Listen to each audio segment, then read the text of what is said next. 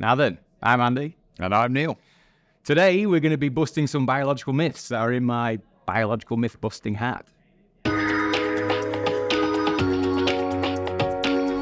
Okay, Andy. Right. What's in the hat this time? Treating crops with nitrogen-fixing bacteria works in theory, but not in practice.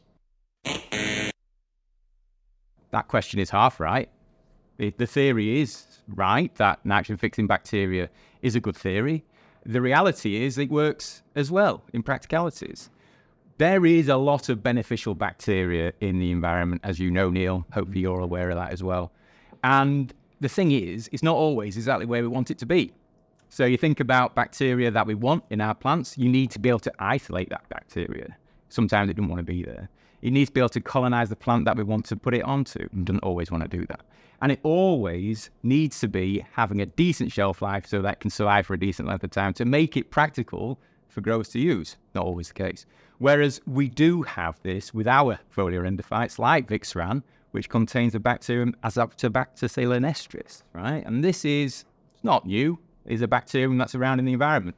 But the particular strain that we have in Vixaran, the CECT 9690, is very strong in its nitrogen-fixing ability. Now, we've trialed this to the hilt. We've seen it under the microscope. We can see that it colonizes the plant when it's been sprayed correctly.